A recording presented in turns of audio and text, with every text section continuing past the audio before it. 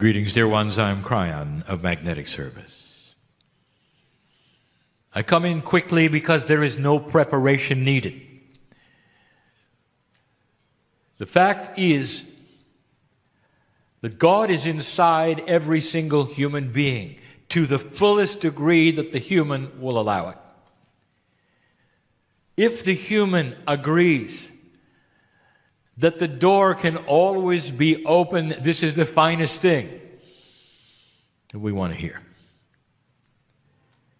Instead of compartmentalizing your meditations, your prayer time, or your channeling, it's always there, it's always available.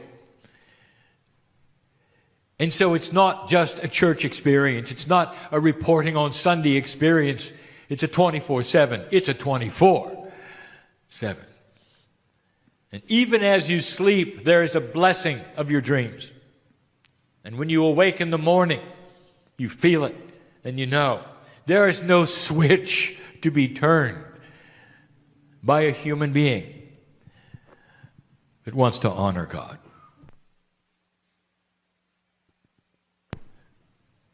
The channeling this evening is what I told you it would be.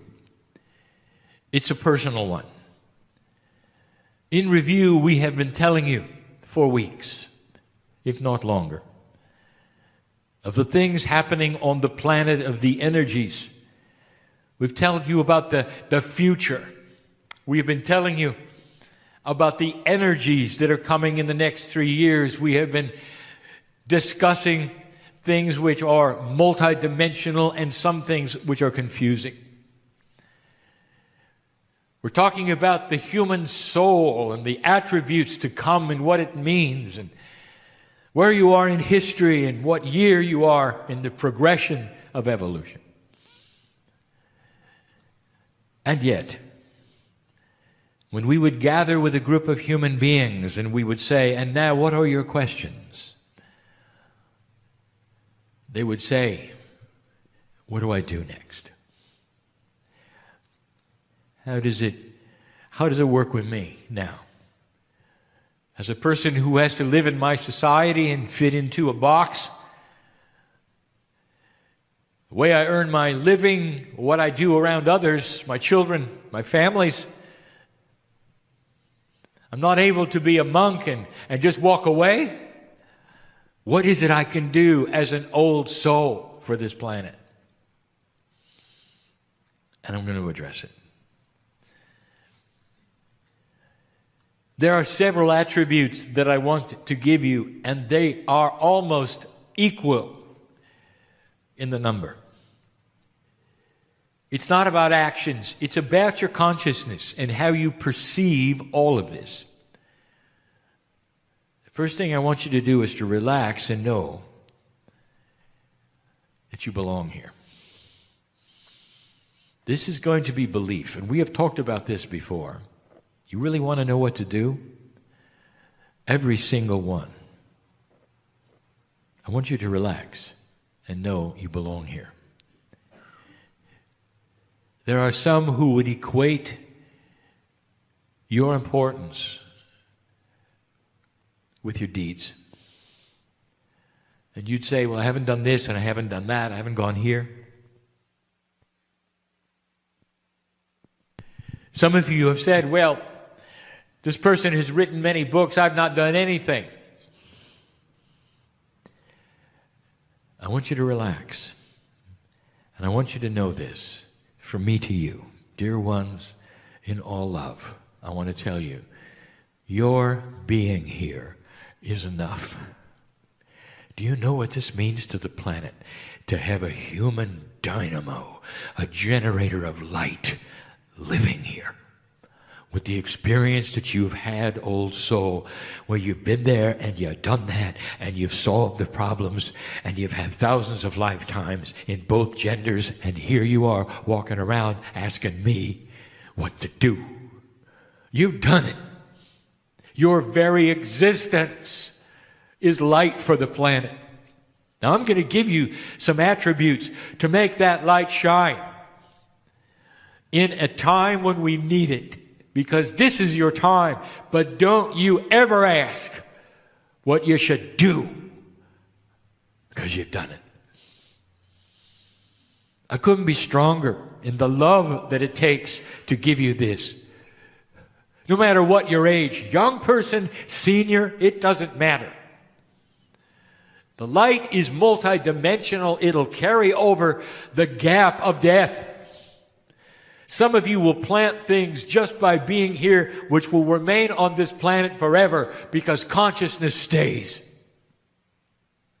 The things you do and say are remembered by humans, sometimes humans that are small. And you will change their lives just by what you say and how you act and what you do. Sometimes there will be a person riding along with you, watching how you react to somebody else on the freeway, perhaps, who is not as kind. And they'll never forget your reaction of compassion instead of anger. They may even mold themselves after you, and you'll never know it. You are influential because of who you are. You're experienced, and it shows. Experienced. What the experience often does is taint you, and you know it does. You expect more from people. Because you've been here so often and done so many things, and you hit a situation where there's uncaring or inefficiency, and you are then one who would say, it didn't work for me. You expected more. I know this, old soul. And these are the things you're going to begin to shift. So it's not about what to do next. It's about how to be.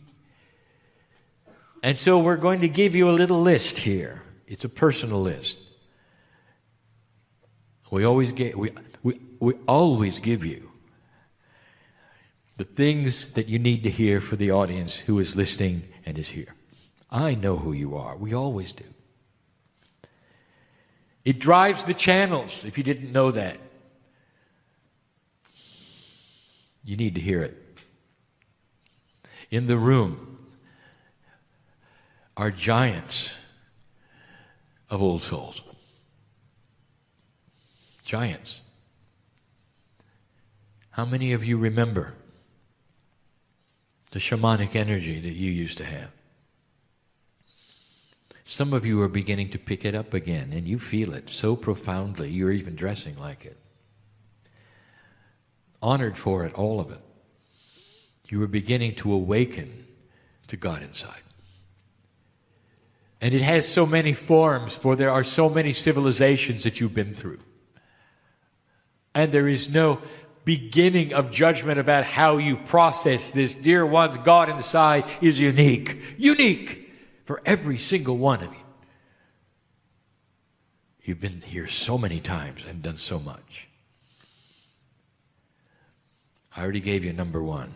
Relax and know that you're here on purpose. And being here is enough. Number two, I want you to start understanding and believing what we're telling you about these times. Because there are so many going into fear right now for what is happening on the planet. Now, this we have told you before, but this is personal because I know who's here. It's going to be frightening to some of you to see what is happening on the planet, for it hurts your heart. There's a tendency to check out, and what I mean by that is not death, but to simply turn your back and say, I've done my part, I'm done doing my part. It's getting a little harder. And I'll tell you what, this is why you came, warrior. This is why you're here. I don't want you to have to watch it on television. I don't want you to even have to know about it. I want you instead to not fear it. The fear will shut you down. For it is going to be chased away eventually by you. Holding light at home, at work, at play. and practicing compassionate action on this planet. Do not despair. That is primary. We told you that. Here is the third one. I'm going to call it acceptance of a quality that has not been here before. This is new to you. This energy is creating benevolence in all aspects of your life. Your consciousness and the change of it and your belief of it and your acceptance of it triggers things that have not been here before. There are energies now on the planet being flooded with light. There are actually entities and beings coming here by the tens of thousands that you have no description for. There is nothing that we've ever told you about it, that are flying here at light speed, you might say, for your benefit, but it isn't, to change who you are. You've got help. You've got help. You walk outside and you step on the earth. The earth is different because you're an old soul. Your free choice has given you an advantage for the first time of awareness of a new energy that is occurring. And this legion of light beings is going to start helping you in all things. Now, I haven't really put it that way before, but that's the way of it. And that's the way it should feel. What do you think about the statement? Old soul, you have been pushing the mountain forever. It's been tough and hard, and every time you were born, it was hard. You were up against an old energy. And if you were brave enough to ever raise your hand and say what you felt about God inside, or even worse, have shamanic energy, it was not a pretty sight. Cast away, some of you. Exorcised, some of you. Isolated, some of you. Killed, some of you. And here's what I want to tell you. There is more acceptance today from the general civilization of your shamanic energy and your compassionate spirit than in any time in human history. They're waiting for you. They're waiting for you. And the help is here. Believe in the benevolent source that is going to help you to your next step. You've never had it before. Start pushing on the doors that you think have been closed forever about where you might go and what you might do or what others might think of you.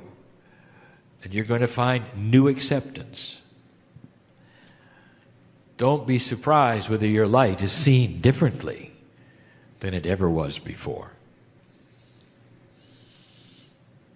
Here's another one. Now we get into action. Dear ones, do not isolate yourselves from the rest of the world. This is what you've been doing because you had to for survival. In order to believe what you believe, you collect in groups because you know the others are not going to be with you. Dear ones, when your neighbor sees you coming and they cross the street to avoid you, you know something is up. Huh? You've isolated yourself through your belief or your actions. And that's got to change. And it's not going to change by anything except that which is your personality becoming softer. Less critical. More loving, more benevolent. Some of this is difficult because it is not what you have been in the past. But I want to tell you, as soon as you start looking at things differently and you say to your cellular structure, your Merkaba, to the God inside, I am changing. I am more compassionate. I am more aware. I am that I am. It all lights up. It all lights up. And you walk around no longer in the dark, because those who need to see your light will be attracted to you. And the entities that I've talked about and all of those who are flying to Earth to help will then be attracted to this consciousness, and you're going to be lifted, and it's going to be easier. We told you a while back, at Christmas time, do the hardest thing you can ever do. Go back and be with the relatives and be peaceful with it. Because some of them know what you represent. That you perhaps left the fold, or you left the religion, or you left the belief system. They sometimes see you as odd and strange. That is changeable with compassion. Because the action that you have, which is compassionate, is what they will see. Don't tell them about Kryon. Don't tell them about Pleiadians. Don't tell them anything. Show them love. Your compassion will do more for this planet than any other single thing. It's the light source. It is not your job, dear ones, to take a human being and convince them you're right. It is not your job to make them come to a meeting like this. It is not your job to do anything but to love humanity in a way that is so attractive they'll want to be next to you. And when they are someday, and they look at you and they ask, what have you got that I don't have? Then you can tell them, you got God inside.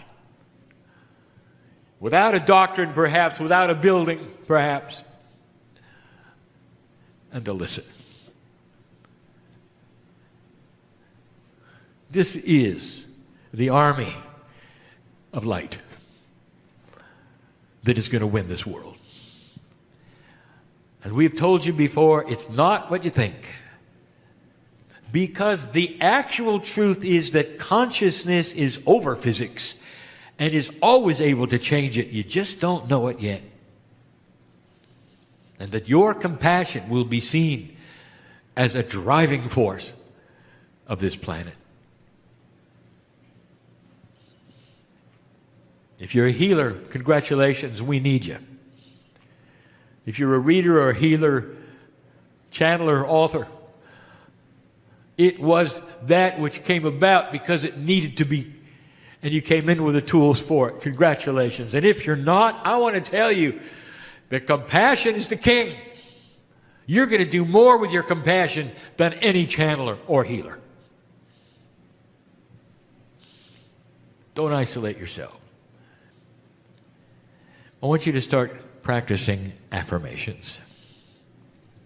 It's time that you understood sound, consciousness, color, all of these things have energies. My partner has talked about the numerology, all of these things. Affirmations is your consciousness with your voice speaking to your reality and your cells, saying the things you want them to hear. And you do it in the first person, I am. I know who's here. Perhaps you should wake up in the morning and say, I am healed. I am getting a good night's sleep. I am pleased and celebrate this day. Could you say that every morning? I am pleased, meaning that you are happy with your existence. And you're celebrating the day. Affirmations, develop them, first person, positive. And start saying them to yourself, out loud. Kryon, do I really have to say them out loud? It's better if you do. Your ears will hear it. Your ears hear it, and it's a different reality. It's a 3D reality. It's what you're used to. Let your ears hear who you are.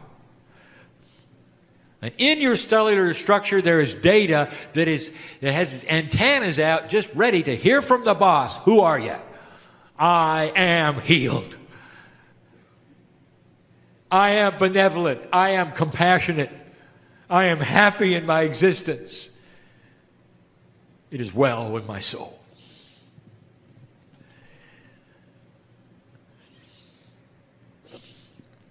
That's powerful. And everything you do along this line will collect light. You'll start to change faster than you've ever changed before. Expect healing and change in your life that is faster than ever before. Let the proof of my words tonight be in how fast this occurs.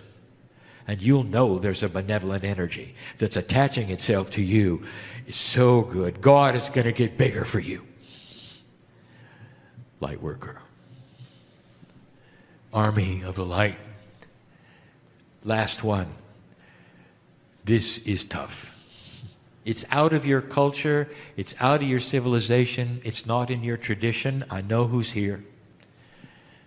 I want you to try something for me. See how it feels. I want you to start honoring your ancestors. Now, I know who's here. And you're saying, I don't know who they are. It's a different world today than it was for the indigenous, where they lived in one spot and could track back their lineage for generations. I'm not talking about your grandfather. I want you to be abstract. Your ancestors are your spiritual family, and some of them are you in past lives. I want you to honor the process of ancestry. Reincarnation begets family, who then becomes reincarnated. Some of them are your ancestors. You don't know their names. You cannot picture them. You don't even have photos. But the concept is to honor those who came before you, some of whom are you, and do it every day. The reason I mention this is because it's a return to the old traditions. It's honored by God. It is a way that your free choice is saying, I understand the system, it's beautiful, it's benevolent, and I honor it. It couldn't be clearer. And we haven't heard that from you in this society in hundreds of years. In the morning, someplace where you cannot be heard. Thank you, ancestors, for bringing me here now at this time. It's personal, and these are the points that I wanted to tell you today. It's not about the energy of the future. It's not about grandiose things. It's about you today. Don't leave don't leave the same. Leave different than you came. Think about these things. Be aware of these things. If you work with this, dear old soul, you will have results. I promise. If you have pure intent to make it work, you're going to see results. It's time to stop the worry and the drama. Stay away from what I will call voluntarily negative attributes. This is negativity that you voluntarily participate in, and you may not even be aware of it. Does what is on your television offend your heart? Then turn it off. If you need to know what's happening in the world, get a magazine. Use the internet. You can go at your own pace and see what you need to see, not what others think you need to see. If you're in a room and they wish to gossip, don't participate. Leave if you can. Be compassionate instead of criticizing. Do not participate in the negativity. It'll shut it down, dear ones. Watch it happen. When you don't participate in the circle that is moving and spinning, it stops. These are the things that every day you can do as a light worker. There's more. So many things that I could give you on a day-by-day basis that I know that you can literally walk away from if you wish.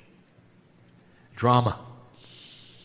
When you walk into a drama, walk out. If you see it developing, stop it by compassionate action. Do not defend yourself. It doesn't help. Be compassionate. If someone calls you names, that's their problem, not yours. Be compassionate with their having a bad day. Dear ones, there are ways where you can change who you are, and they will notice. They won't say it, but they'll see you as a little more mature than they are. And then don't be surprised if they decide to emulate it, because it's really attractive. Love is attractive. Light is attractive. Benevolence and beauty is attractive more than ever before. And the old soul knows more than anyone on the planet how to make it work.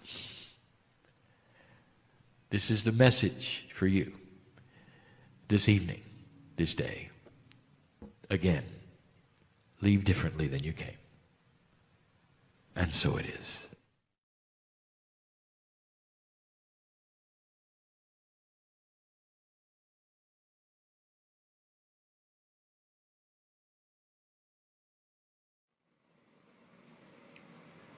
Greetings, dear ones. I'm Kryon of Magnetic Service.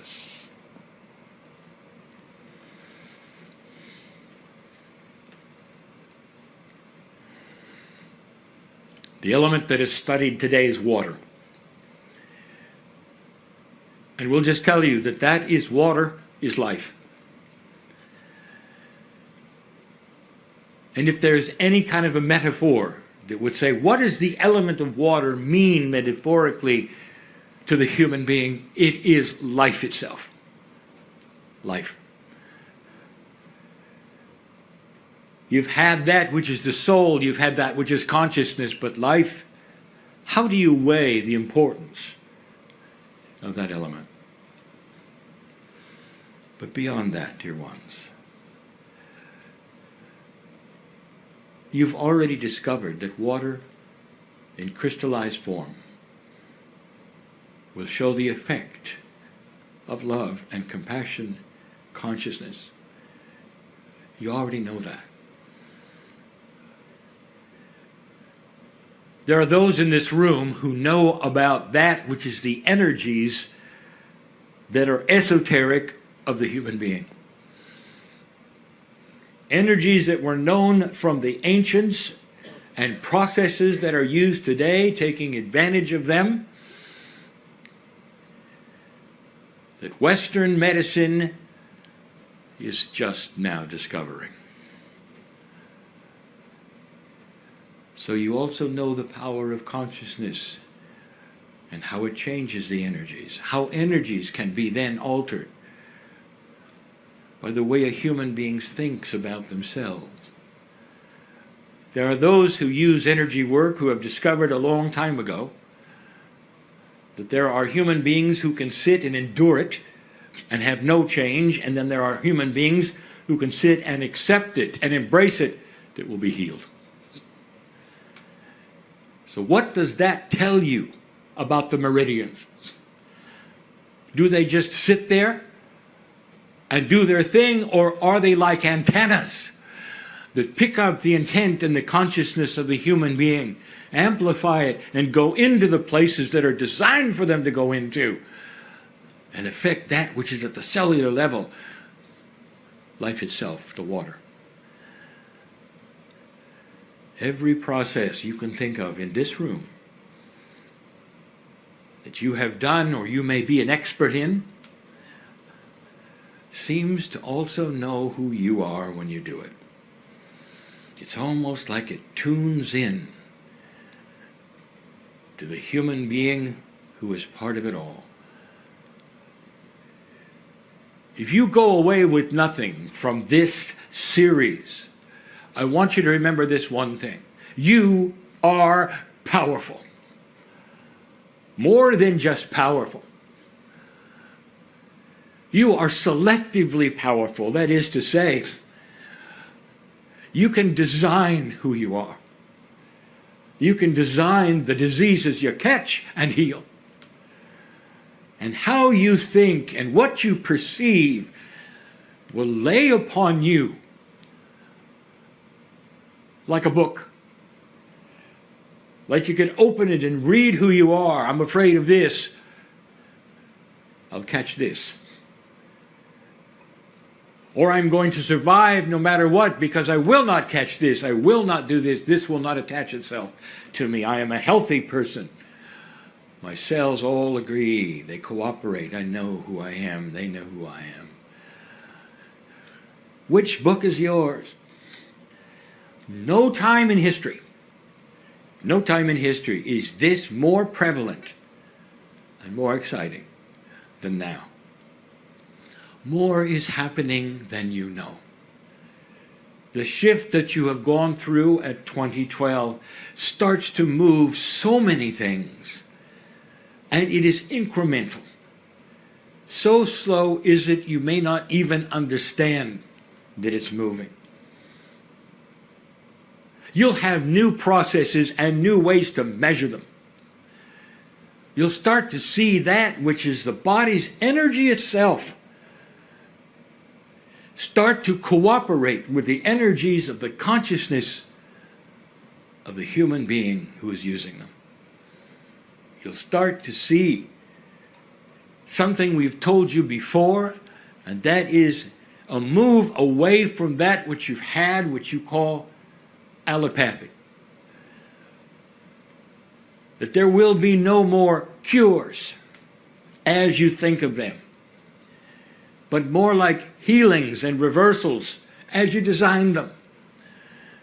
Instead of taking a pill that then is going to change some chemistry and at the same time perhaps have side effects, there's going to be a purity of consciousness imbued into whatever device you think, if any at all, put inside the human being, esoterically perhaps with consciousness or otherwise, and the body will recognize it. What do you call homeopathy? Is it a pill? No. It's a signal. The difference should be obvious. Homeopathy is not a drug. It's a signal. It's a signal that is designed to talk to that which is your innate. Your body sees the design, the message is complete, and the healing begins. What does the homeopathy tincture carry that is so remarkable? And why would a signal demand the body do something? And the answer is that with the signal that tells the body what to do, there is the instruction from the boss. That's you, because you are the one who put it under your tongue. And it was your intent imbued upon that which is the tincture. You're the boss talking to yourselves in a way, perhaps, that the ancients always knew about. When you do acupuncture, what are you really doing? Is the energy in the meridians, in the needles, in the esoterics of it? Or is it a signal? Using that which is the energies. And the signal is instructions. I know you're there, this is the meridian, this is what it does, and it comes from the intent of the one that is able to sit through it and say, it is my body, this is what I want. All of these messages being given to the human body, right to the life source, right to the water. What do you know about water? You can restructure it with consciousness. What do you know about the human bonding of the water to life itself? You can change it with consciousness. What have you already discovered through the ancient processes that I've just mentioned? Healing, instructions to the body. I want you to start seeing something, that there are more of these than you know.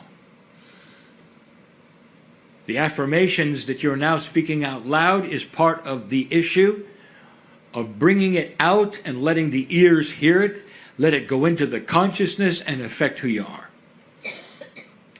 Meditation itself is so strong now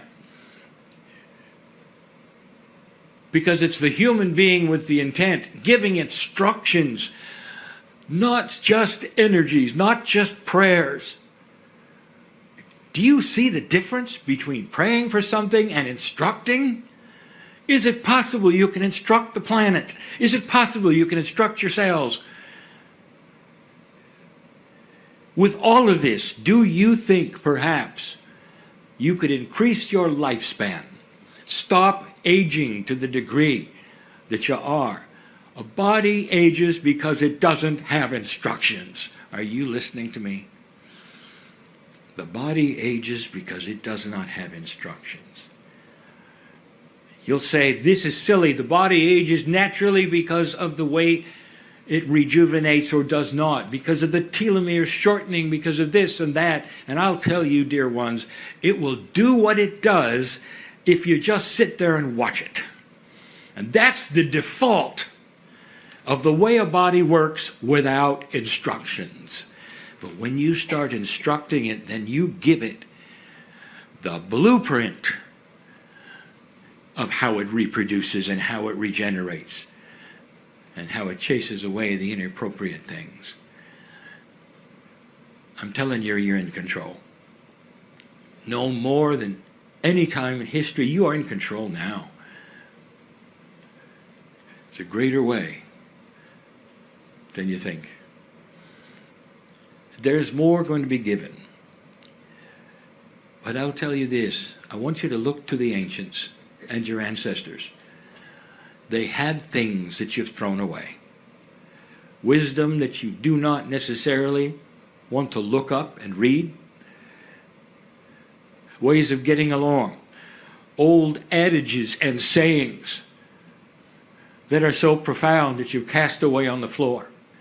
Ceremonies that worked because the ones who did the ceremony were of like mind and understood what they were doing. Kryon, are you saying we should do ceremony? Yes, you should do it in your own way. In a modern way, perhaps. Maybe even at the office. Do you think something like that is possible? And the answer is yes. When human beings discover something that works, they'll do it. And ask questions later. This is what's happening. This is what's going on. Compassion in the workplace. This is what's going on in so many places around this planet that is unreported, that you don't know about. It will be years before the news will ever pick that story up. Not enough drama, you'd say. And yet it is the most dramatic thing that's happening on this planet. And it will eventually create compassion and peace where there wasn't peace, negotiation between countries that looks far different than it ever did before. That's coming. And for now, we say to you, dear ones, that you are needed to remain peaceful for what you see. To be better knowing and have better knowingness and consciousness and things that would frighten other people, and you know better. And you would say, this is not what it seems. Be peaceful. For your balance will then affect the others around you. And then in the end, they will come to you and say, you were right. Perhaps I should listen more. Perhaps I should look up that which is my ancestry and listen to them more. Perhaps I had to research what they believed and listen to that more. That's enough for now. And so it is.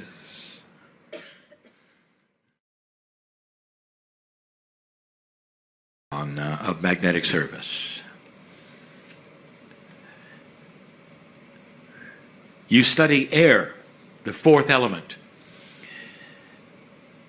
Here's another element which seems to be invisible. You can see it clearly. The wind carries it. It is the wind. But in general, it is something that is precious to you. You need it for life. Even more than water. You need it constantly, every moment. And there's an alliance in air with Gaia. If you would look at the metaphor in the human body, what would air be to you in this esoteric metaphor? Let's call it your silent life friend. Something that is invisible, something you take for granted, something you need every moment of every day. And when it's gone, you're aware of it, and you cannot survive. My partner today speaks of things that are hidden. They are hidden in history. And the more you learn about them, the more you know about the magnificence of not only yourselves, but of your ancestry. We told you that on this planet today, that the wisdom keepers, which I will say are the ancients with a capital A, they have that which is missing in the Western world. They carry the wisdom from the past. And the indigenous know it. And that is why the indigenous honor the ancestors, listen to the ancestors, and have stories passed down from them that they continue to teach to their children. It's a wise culture that will take the ancients and make it a part of the teaching of the little ones. And that is not what you've done. What if you could extend this? Who were the ancients before the ancients? And that is the study of the stars. The ones in the galaxy before you. Is it possible that their wisdom is also in you? And then you'd have to ask the question, well, where did you really come from? Is it possible that you, as a human soul, are an extension of what has been before Earth had life? And if that's the case, do you have wisdom beyond the planet that you could pull in and help what's going on now? That invisible friend called air is the ancient wisdom you carry. What if you could pull upon this right now? I would like to tell you something, dear ones. Many in this room have. The ones listening to this in the future will begin this. The very wisdom that I am talking about, this invisible friend you have, is yourself in your own Akash. That, combined with what you would call the creative source, is the secret for peace on earth. You are starting to discover energy beyond that which you would say is the energy you would need to live. This is energy within the human body. These are specific energies that have always been here for your humanness and the biology that you had before you ever came here. If I told you that the energies of the creative source and your body were the same for other life forms all over this galaxy, would you question that? Would you say, well, the other life forms probably were not humanoid? Yes, they were. Other life forms were probably not like us? Yes, they were. And we'll say it again. When you meet them someday, they may look a lot like you. What did you learn that was not from Earth, that you pull in right now in your Akash, and you intuitively are awakening to something that's from the stars? And what would that look like? I'll tell you. The astrologers are awakening to quantum astrology. The homeopathists are awakening to esoteric, multidimensional homeopathy, energies beyond what they thought. Some of the most ancient and understood known facilitations are starting to have multidimensional attributes. That is an awakening from the stars. You didn't have it until now, and your Akash is starting to give it to you. This is your best friend. Air is so interesting. Did you know that right now, this particular group, where you are on the planet, is one of the freshest places you can be, with the purest air you could have? The reason? You study in school photosynthesis. You understand the air and carbon dioxide exchange. You understand that Gaia, the trees, are giving you the oxygen that you need for life. You understand that you give them back something they need. But did anyone ever tell you where most of the oxygen on the planet is produced? And if you would say, well, it has to be the forests, you'd be wrong. They're the smallest things that exist, the lichen. All of the moss, the rainforests, they are producing more oxygen than the trees. Therefore, you are in the right place at the right time to go outside while you can and breathe some of the purest oxygen that is being manufactured by your best friend, Gaia. You have another best friend in this metaphor, and it is your Akash. It is giving you the life force that will create something very special on this planet. New information for new health using the energy meridians of the body and so much more. So much more. Energy of the human body will be the secret for longevity and healing someday, more than anything that you have today. Dear ones, there is so much more than you recognize within yourselves that you've never been taught. I want you to leave this place thinking about this. Surrounding you right now,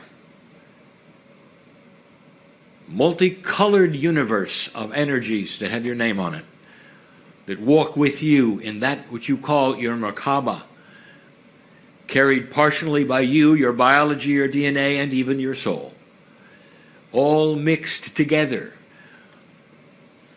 to be something divine, beyond that which reality which you understand, and is the absolute secret of health and life.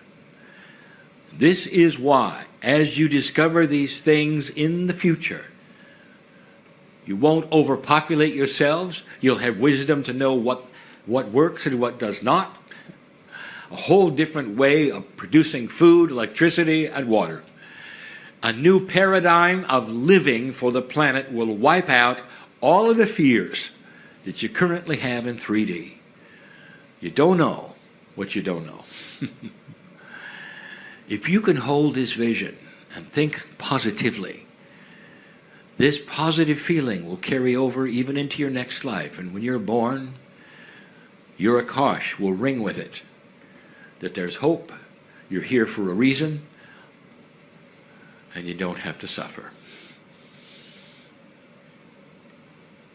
The new generation on this planet is the key to everything that's going to take place. And as time goes on, you will be the new generation. Think of it. And so it is. Of magnetic service.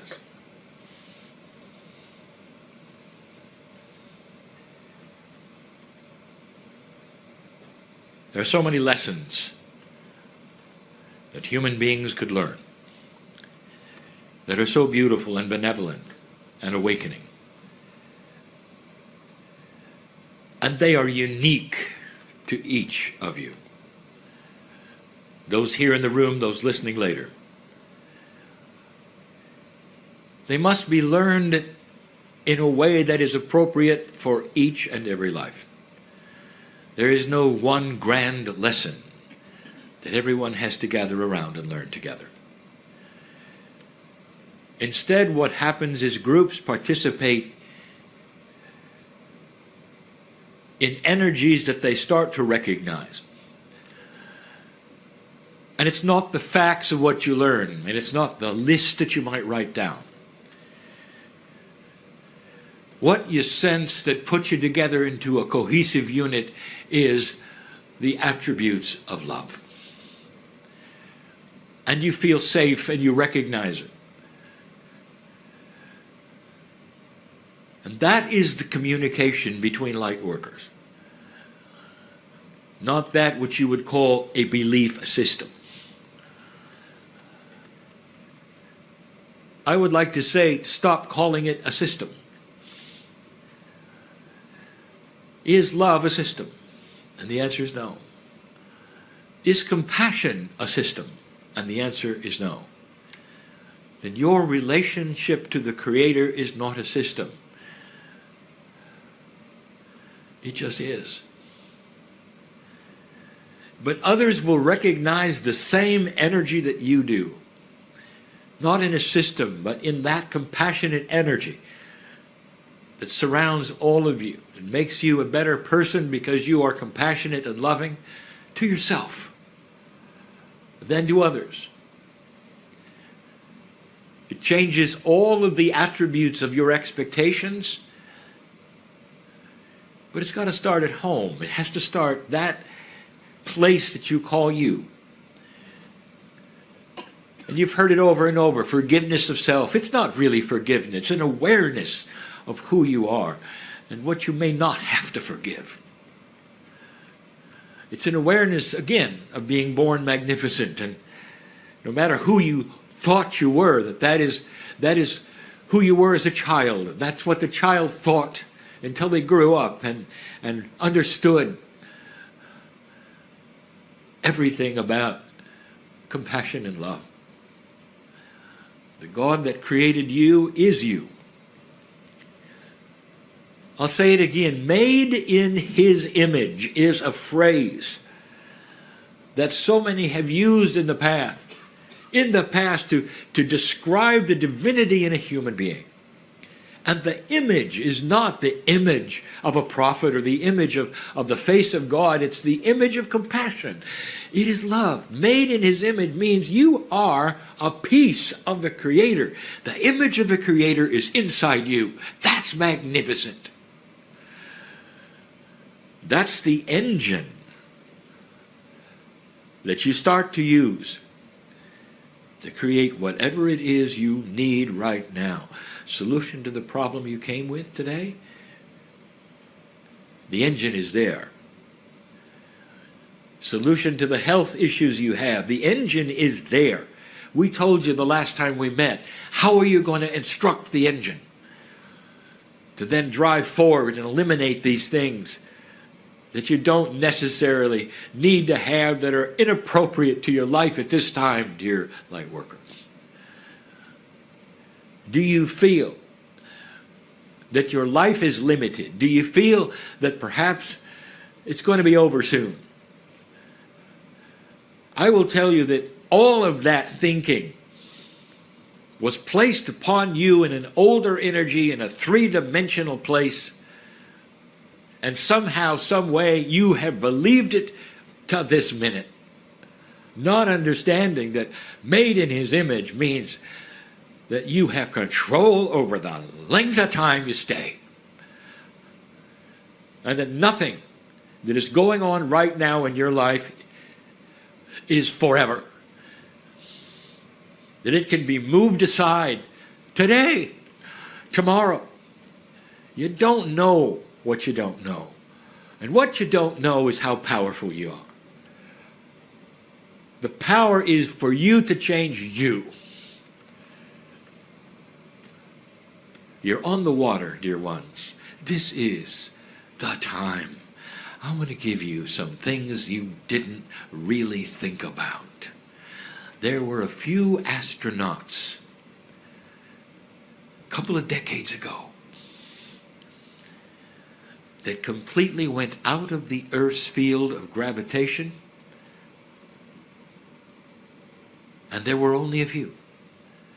And these are the ones that flew to the moon. It doesn't matter whether they landed there or not. They were out of touch with anything that would ground them to the planet for a couple of weeks. And they never, ever got grounded. They never went to a port.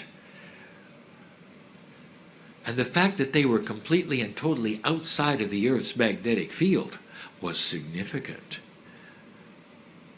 They were ungrounded, totally and completely. Now I want you to study a little bit of what happened to those men. One of them became an artist, another a poet, another spiritually minded to the max. That's all he wanted to talk about. Others didn't talk about what happened to them because they were very private. But they were so private they didn't even want to talk about the trip, because each single one of them had an epiphany that they never expected.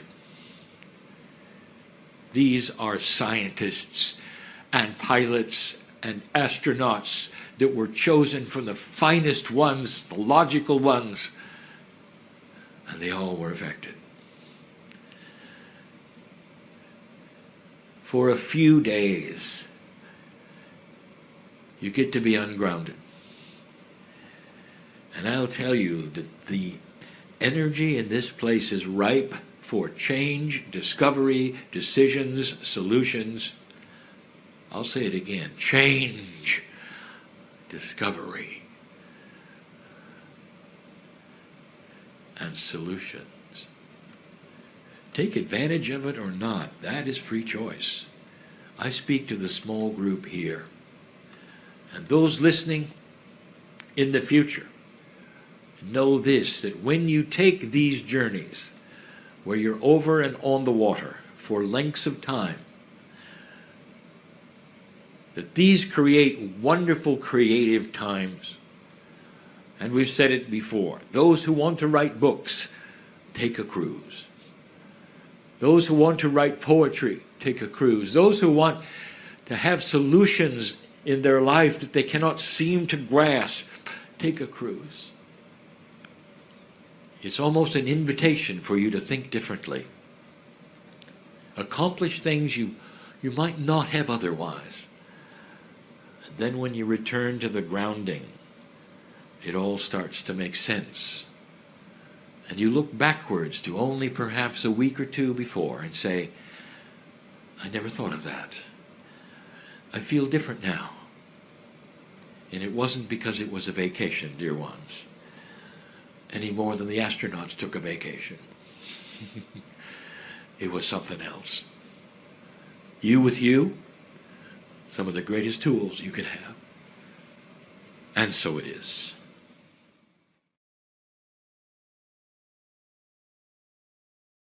Hi everybody, thanks for watching this. I wanted to tell you this is a little time sensitive. Greetings, dear ones. I'm Kryon of Magnetic Service. I bring you a message tonight that is overdue. It's a message of benevolence and love, of beauty, of hope. As humanity starts to turn a corner, away from an old energy into a new energy, it sounds like a trite colloquialism. The old to the new, but this is profound. For the old energy represents staples of consciousness and the ways of being, which are going to be eliminated with a new, more advanced and elegant, evolved consciousness that is coming. And we wish to tell you yet again what to expect. And it centers around one word. There is a time that my partner and his partner will never forget. Not too long ago, in the place that you call India, they had an audience with a man. And the man is known as the Dalai Lama. The Dalai Lama is respected, renowned, loved by hundreds of thousands, if not millions, of human beings who have heard him and seen him, been with him. And he goes over that bridge of what you would call organized religion. For the Christians and the Jews would all sit in his presence. The Muslims would understand when they could see the oneness of God represented in the man. And when he would speak in these groups, there would be a suspension for a little while of any separatism. And the light shone out of him. And there my partner was, about to meet him. He'll never forget it. It's etched into his akash, which will go through the veil. And he'll remember a time, even in another lifetime, where he met a holy man who was correct and true. The first thing the Dalai Lama did was to grab the hand of my partner and his partner. They were holding hands. It's all my partner could do to suppress weep. Could this really be happening? And in his own cheerful, joyful way, the Dalai Lama mentioned some things, asked some questions. Where are you from? What's going on? And he looked in the eyes of my partner and his partner and made a statement. It's simple, but profound. It's something that he said that anyone who knew him would expect him to say, but my partner got to hear his voice say it to him. And he said, I believe in oneness. Profound it is because this changing consciousness on the planet is changing from separatism to oneness. And it's doing it in subtle ways and not so subtle ways. But you can see it operate so clearly because of what is coming. You can see it operate because separatism is starting to look ugly. And yet that was always the way of it. I want to walk you through predictions, situations, instructions, some of which may surprise you. All given in love and from a source that has seen this before and knows what's coming that is potentially beautiful. Not all at once, dear ones, and we've said this before, but let me plant the seed of what I see. Only a few years past 2012, and already you're experiencing the old staleness of separatism. And it's not feeling good or looking good. Let me tell you where this might go. Because you're going to see the actual coming out from separatism to oneness in the oddest places. I think the most remarkable one that you're going to see, and when you do it, you remember this channel, is in commercialism, in business. Imagine for a moment, I'm going to give you something that is laughable today and could happen tomorrow. Imagine for a moment two soft drink companies who I'll name, Pepsi and Coca-Cola, coming together in one giant pavilion in a conference and inviting everyone to come in and taste their soft drink and enjoy it, because they know that between the two brands there will be some who want one and some who want the other. But by combining the two into one place, they'll sell more soft drinks. It's not separate anymore, is it? What was the old system? I'll call it competitive war. That's what the old system was, completely and totally separate, completely. And one would say, we have the best, don't do the other. Here's the blindfold test. You're going to like ours better. And the other one will then say the same, and they'll change the brand, and they'll change the taste, and do this and that, all so that they will be ahead of the other one. And suddenly, somewhere, someone is going to have an odd idea, and the boardrooms are going to guffaw and laugh and roll their eyes for a moment. What if we came together knowing very, very succinctly that there is a taste for both on this planet?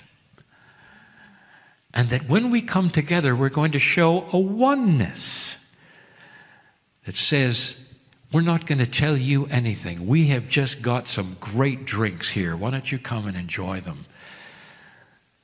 And for those who have never tasted the one and just tasted the other, there will be some who will make a change and some who won't. And it won't matter. Because in the end, they will have achieved even more than any kind of a commercial war that they would ever have.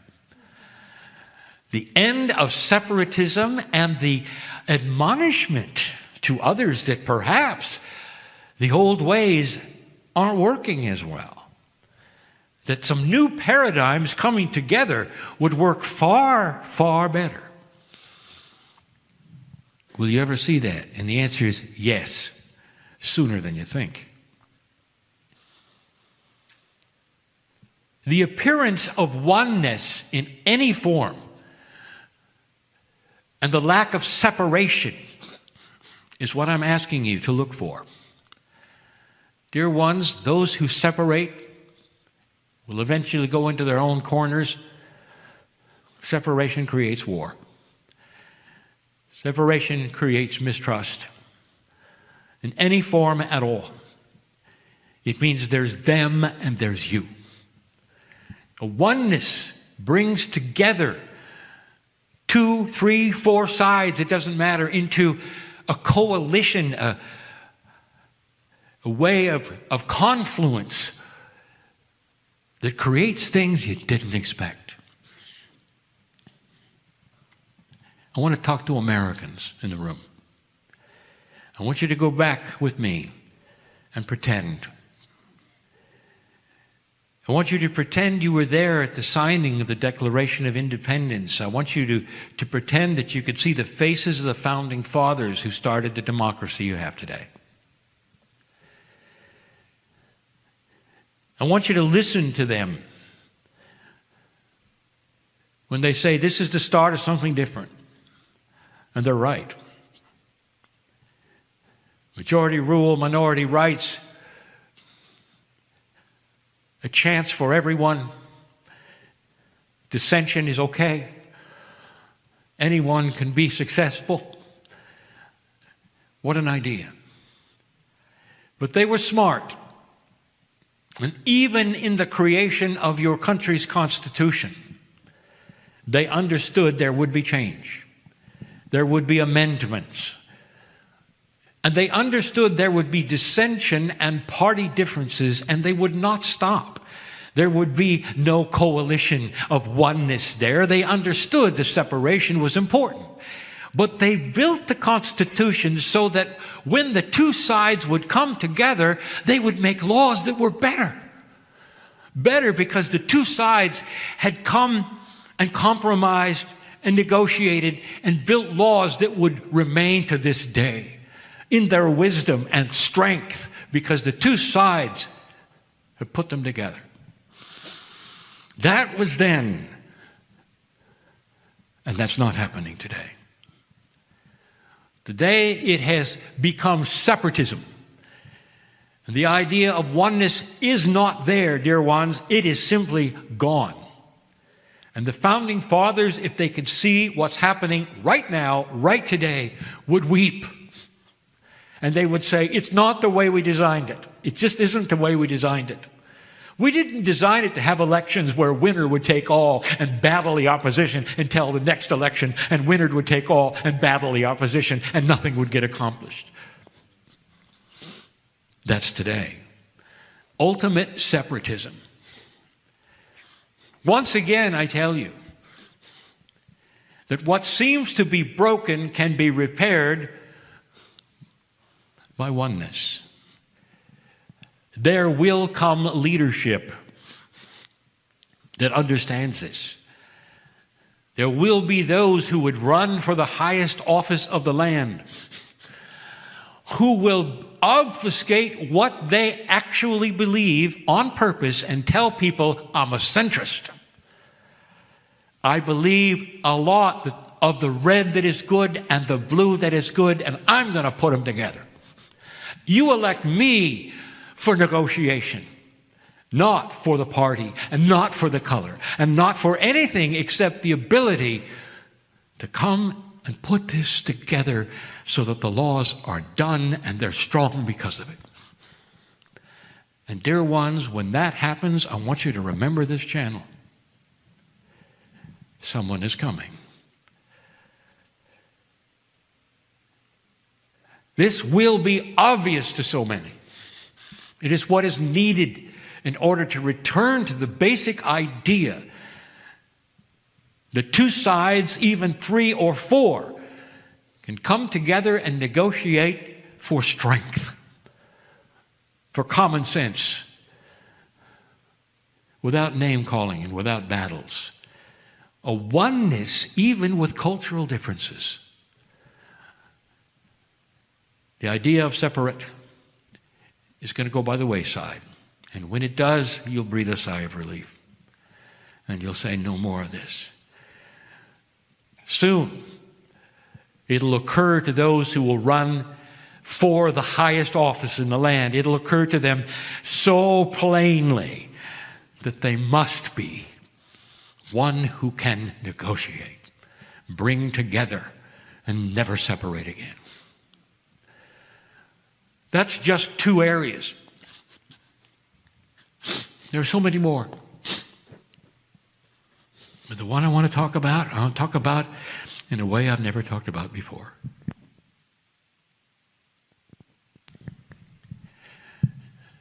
On this planet, there are many cultures, and those cultures bring about differences when it comes to spiritual things. Do I have to tell you that even a planet that believes in one God, the beautiful love of one God, is responsible for more wars than anything else? Arguing over one God. That is separatism. And the separatism has been there for a long time. The separate that says, my prophet has the truth, yours does not. And this is the staple of the consciousness of the organizations to this day. All of them to this day. For the exception of two. The oldest ones on the planet, who actually are the ones without a prophet. Interesting, isn't it? But I don't want to talk about those. I want to tell you this, that the end of separatism will happen there as well. And you're going to start seeing it. You're going to start seeing it in gentle ways, where the prophet's words and actions and love supersede doctrine. I want to do something I've never done before, and then I want to give you an example, a vision. I want to talk to Christians. Now, I would like to tell you that I'm very aware that most Christians will not be interested in listening. In fact, they will not be listening at all.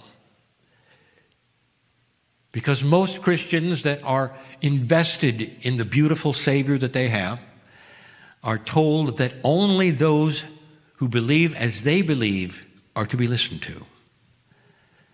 And therefore, these words will not be heard. Not now, but they will be heard. Because there are many who will be alone. And you know who you are, Christian, listening to this right now. Because what I'm going to give you will enhance everything you believe and more. I want to tell you about the man that you worship. It's bigger than you think. It's bigger than you were told, even. This man who walked the earth, who had so much happening. I'm going to give you stories tonight that you don't even know that are not in Scripture. That'll make you weep with joy. This man knew God. Not much was told in your Scripture about his background. It seemed like he simply appeared and did his thing. Oh, he studied. In order to get to that place where he was who you worship, there were years where he went through the opposition to what he believed. Remember, he was a Jew. And what he started preaching and what he started looking at, even as a young man, even in training, went so against the grain of everything that was there. They even called him the wicked priest. Wicked because he was against the truth of the land, what the Hebrews knew. But by the time he was Jesus, as you know him, that's what I want to talk about. Here is a man who was ascended in his consciousness, in his DNA, so much higher above anyone else who had ever walked the planet at that moment. The man who could walk on water was the man who could walk on water, because he had control over physics. He had control over health, over so many things. There are miracles you never knew he could do. Let me ask you. You were told that he had the multitudes that would listen to him, and you could hear a pin drop. How could the multitudes hear one man on a rock? How could 1,000 people without amplification hear one man on a rock? I'll tell you, they all did, as though he was in their face, talking in their ear with the most gentle, loving voice you can ever imagine. That was Jesus. Did you ever think of that miracle? And then if he talked too long, he fed them with food that wasn't there. That's the Jesus.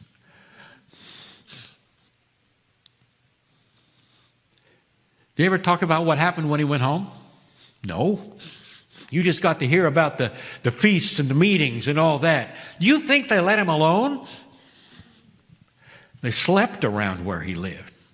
They followed him everywhere he went, because what he had exuded love and compassion and oneness. Exuded it. All you wanted to do was follow him.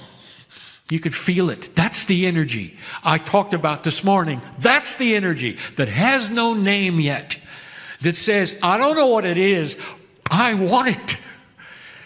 And I'll follow you for it. Because it's the love of God. All right, Christian, I want you to listen to this. Did you hear about the Roman centurion? No. Well, I'll tell you. There are so many things you don't know about that enhance this man's beauty, even above that which you read in your scripture from the apostles. The Romans watched Jesus carefully to see if he would say anything that would be against the emperor or Caesar or the politics. And he didn't.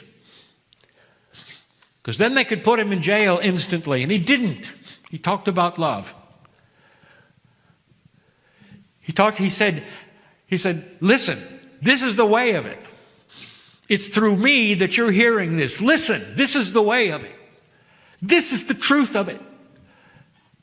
And he talked about the beauty of compassion of God, not about politics. And the centurion listened. But one time, just the one time, that Jesus turned and looked him in the eye, knew he was there. And there was a silence, and the centurion looked at him in the eye, and it was all over.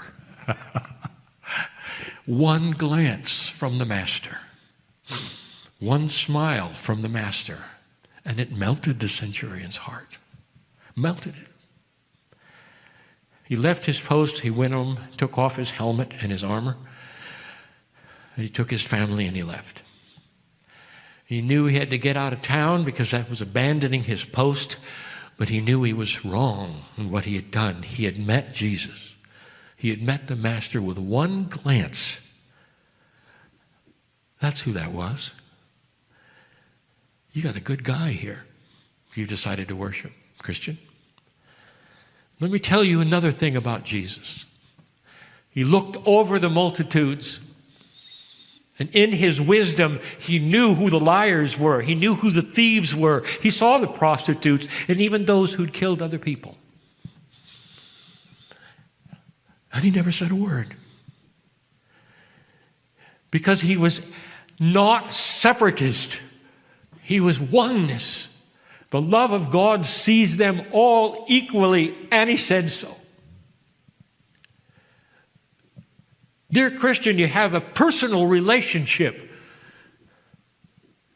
where he can walk with you and talk to you and tell you that you're family. The man was about oneness. There was no judgment. Never. Beautiful. Even above what you think. Can you imagine being there? So what I'm going to do right now is I'm going to give every Christian listening instructions. This nation predominantly is Christian that I speak in right now, so that's who I'm talking to. And if you will take it from me, I'm going to give you some instructions. You're told by your leadership you should be evangelistic. Good. I'll give you instructions on how it works.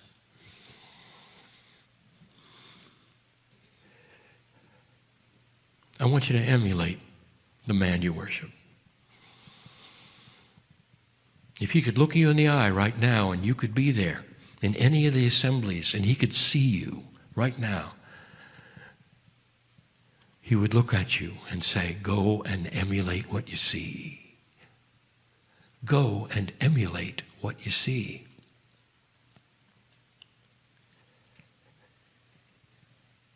If you want followers, I want you to emulate that which is the Christ.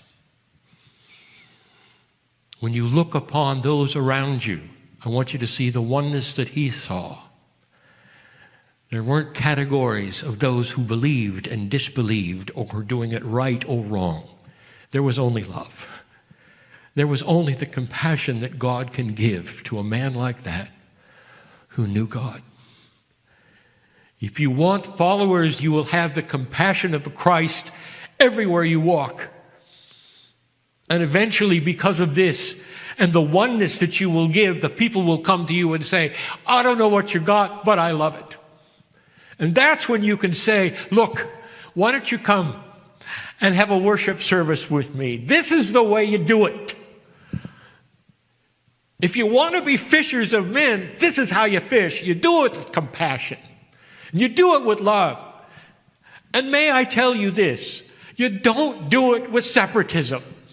You don't do it by pointing at the others and saying, you got it wrong. Not only that, you're going to die in hell if you don't do it right. You don't make lists that are fearful and push people away. I'll tell you, Christian, that builds a wall.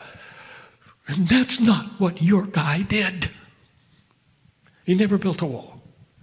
Ever. Right to his last breath. Never built a wall. Looked upon his executioners just like he would look upon his mother. Compassion, love, and that's what's attractive. Now, did that hurt so much?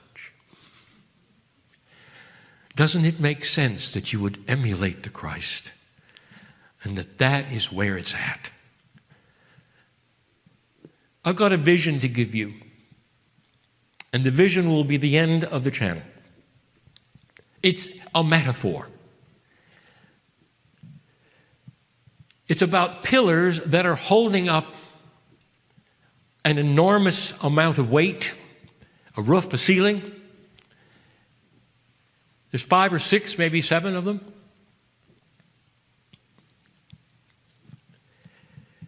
And they have to agree and be in oneness because each one shares the load.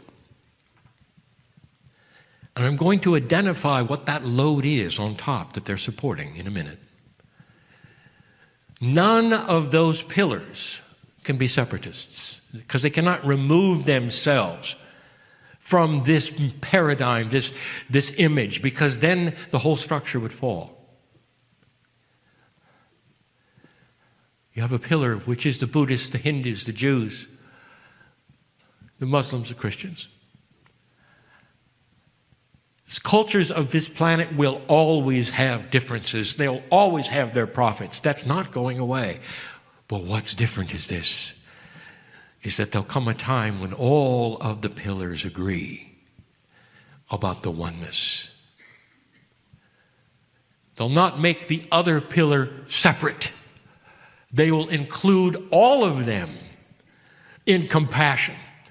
They'll keep their prophet. They'll believe what they believe, and they will be happy they believe it, but they'll not turn to the other one and say, you're wrong. They'll not turn to the other one and say, and because you're wrong, we must kill you. That is separatism. That is going away. What is that weight they're holding? I'll give it a name. Because this is the key. The weight they're holding, all of the pillars in oneness together, called peace on earth. It is needed. This is the key. Lack of separatism, especially when it comes to organized religion. Turn to your prophets and the source and relearn what it is you're doing, dear ones. Instead of turning to the rules made by men so long ago to keep you separate. Instead, think of the oneness of the Master and the fact that he never separated out a group.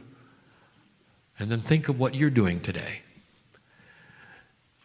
There is so much love for all of you to go around. And just like the Pepsi and just like the Coca-Cola, there will be those attracted to your pillar and to the other pillar. And the billions of people on this earth will live in a peaceful coalition of understanding and oneness, disagreeing perhaps of who might have the best, but including it all. Separateness is starting to fail. You will see it. I mean to offend no one today. I come to you in love and benevolence in an angelic way to say things are getting better. Listen. Just listen. you might learn something. And so it is.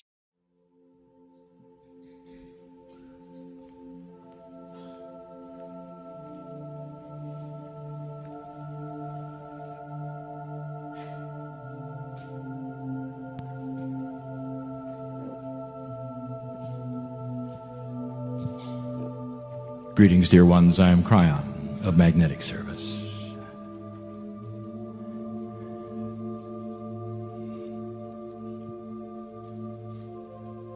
And there would be those here,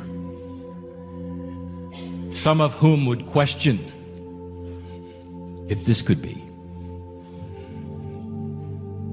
Is it possible that a human being can sit and instantly cross to the other side of the veil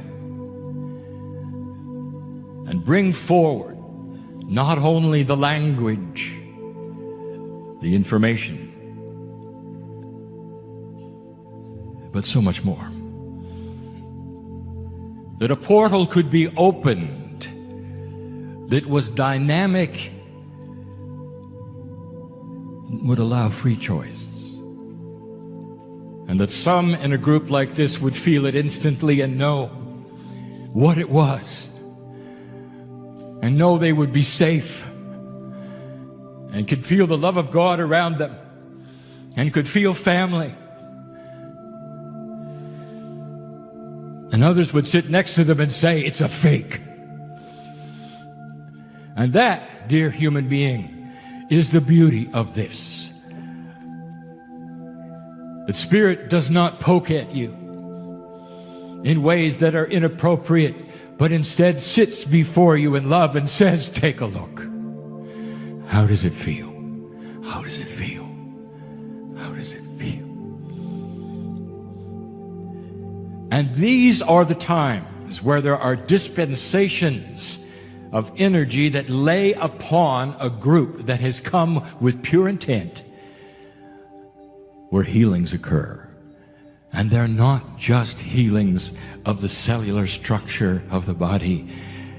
So often, old soul, they begin to talk to you in ways that you came to hear. And I know what you've come to hear. This is the shift. And in the shift, there is a role that is being played by the light worker, by the old soul, in the room, right here. A role that is now finally upon you. It is harder than it was, and you know what I mean. And so there are those who would say, am I worthy? What do I do next? Where do I go from here? What can I do? Why do I feel like I feel, and why am I depressed? What is it about light workers and self-worth anyway? You have this beautiful light, and it shines so gloriously. It says, look here, I've got something. And then you go inside, and the mind says, but I'm not really sure I have it. I'm looking at your light, and you got it. Oh, you got it. Why don't you let these days be the time that corrects that oxymoron? And so you can walk out of this building, drive down this high desert differently than you came up, and say, I'm starting to feel my purpose. And you start to get chills and say, I am worthy to be here. I am worthy. This is so unusual. And the channel even of yesterday of Gaia, talking about the various energies of the planets and the stars, and they look at you curiously.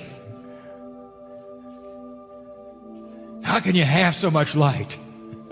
And you haven't really discovered who you are. Curious human beings. The great shift has got to erase the curiosity. The great shift is going to take the old soul and the light worker and build a foundation around their light if you so choose.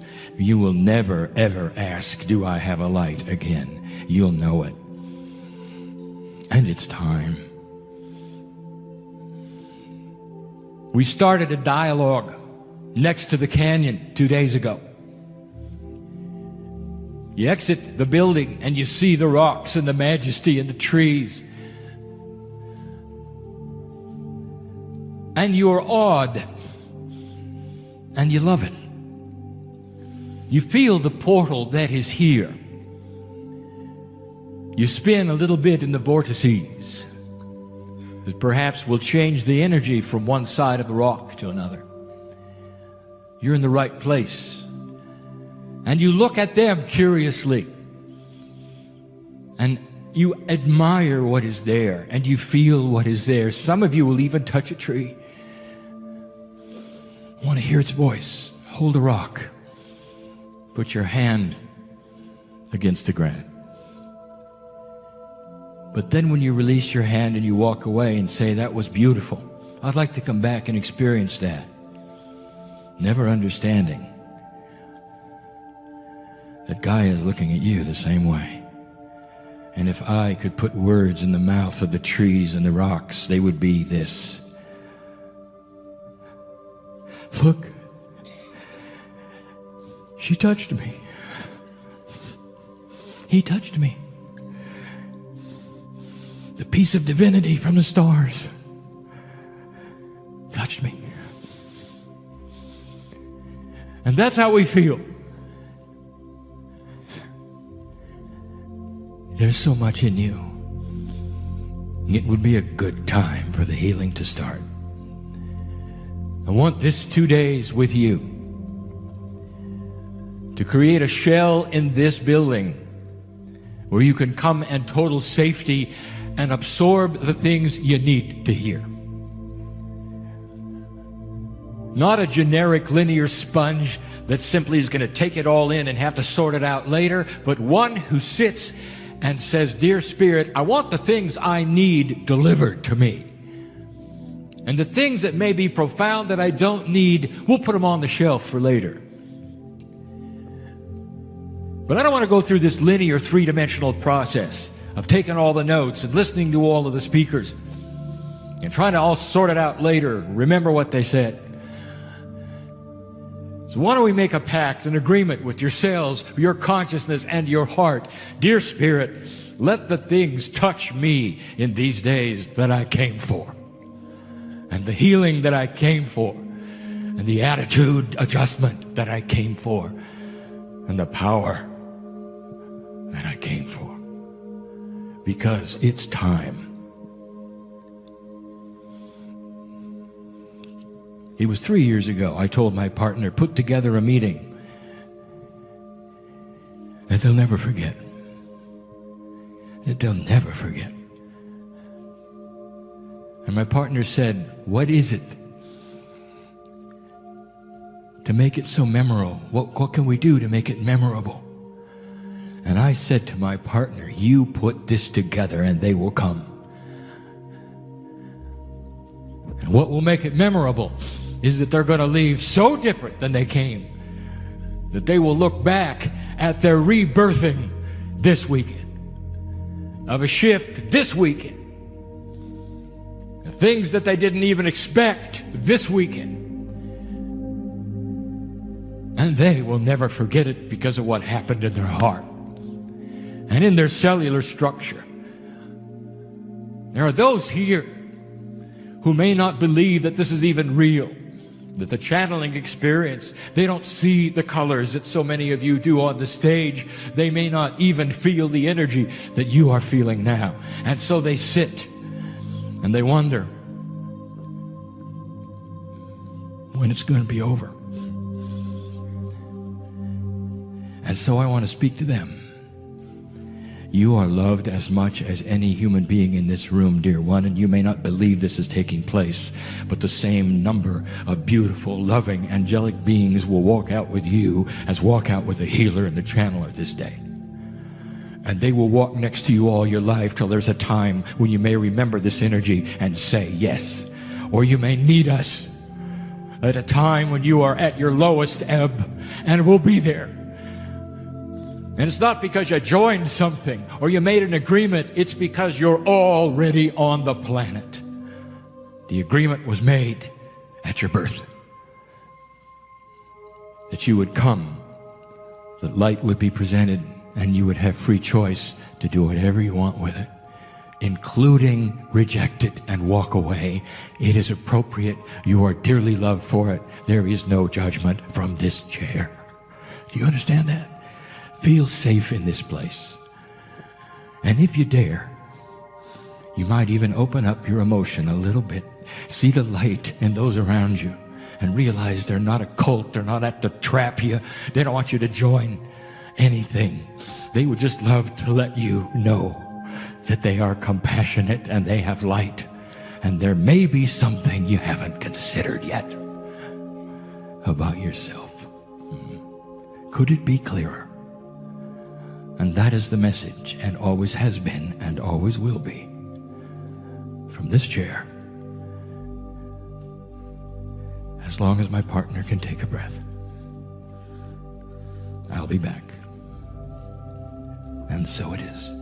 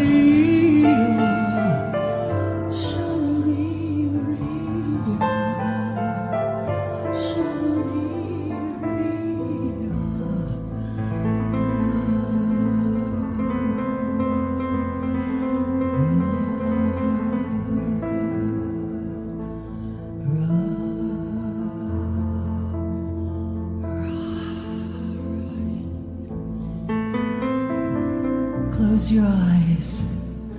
Breathe deeply. From the great central sun, bring in the golden light of oneness.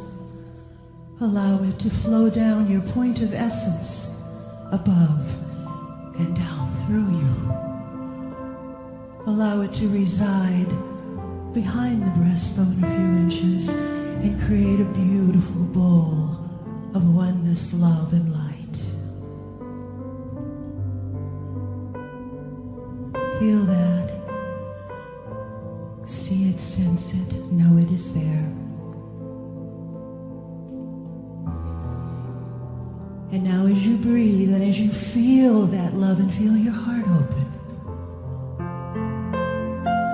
send out that golden light from your heart, from your hand chakras, and send it out to your loved ones, to your family, to your friends, to your neighbors, and send it out to the planet. See the planet sparkling in golden pure love. All sadness is gone. There is love. All fear is gone. All anxiety is gone. There is only love. There is only oneness.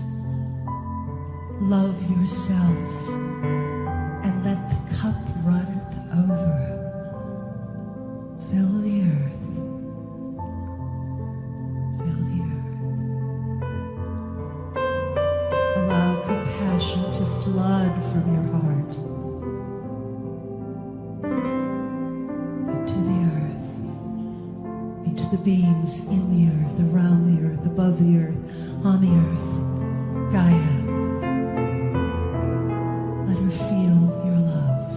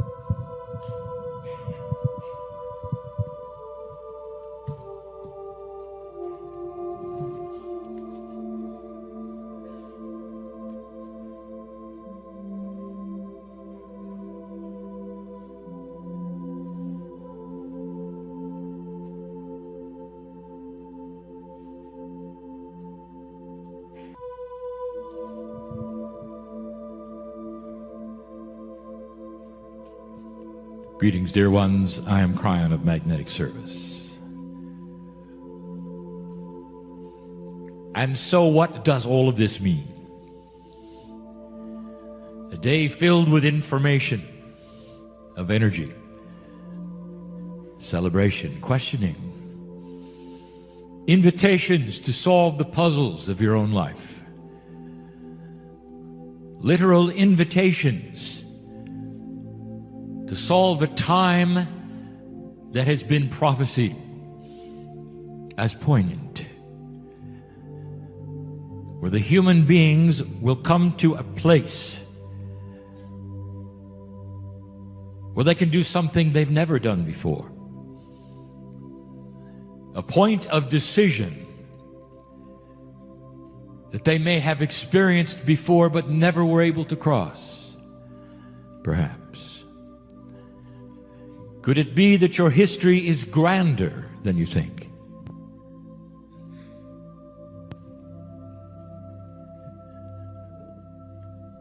I'm not going to make this a marathon event, this channeling.